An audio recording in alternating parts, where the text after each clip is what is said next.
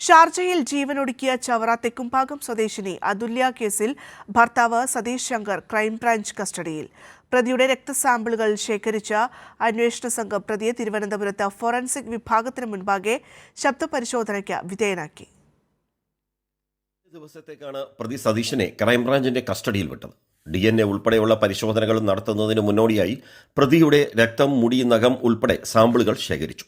അതുല്യയുടെ ശരീരത്തിൽ മുറിപ്പാടുകളിൽ നിന്ന് ശേഖരിച്ച ശകലങ്ങളിൽ പ്രതിയുടേതായി ശരീരസ്രവങ്ങളോ മറ്റോ ഉണ്ടോ എന്ന് കണ്ടെത്താൻ കൂടി ലക്ഷ്യമിട്ടാണ് DNAയ്ക്ക് വേണ്ടി സാമ്പിളുകൾ ശേഖരിച്ചത്. കൊലപാതകത്തിലേക്കോ ആത്മഹത്യാ പ്രേരണയിലേക്കോ നയിക്കാൻ തെളിവായി കരുതുന്ന പ്രധാന ദൃശ്യങ്ങളിൽ കേൾക്കുന്ന ശബ്ദം പ്രതി സതീഷിൻ്റെതാണെന്ന് സ്ഥിരീകരിക്കാനാണ് തിരുവനന്തപുരം FSLൽ സതീഷിനെ ഹാജരാക്കി ശബ്ദപരിശോധന പൂർത്തിയാക്കിയത്. അതുല്യയെ ദേഹോപദ്രവം ഏൽപ്പിക്കുന്നതും വധഭീഷണി മുഴക്കുന്ന ദൃശ്യങ്ങൾ വെച്ച് ക്രൈംബ്രാഞ്ച് തയ്യാറാക്കിയ ചോദ്യാവലി DYSP വഹാബിന്റെ നേതൃത്വത്തിൽ ചോദ്യം ചെയ്യും. മൊഴികളിലെ വൈരുദ്ധ്യങ്ങളും പരിശോധിക്കും. രാജ്കുമാർ, കൈരളി ന്യൂസ്, കൊല്ലം.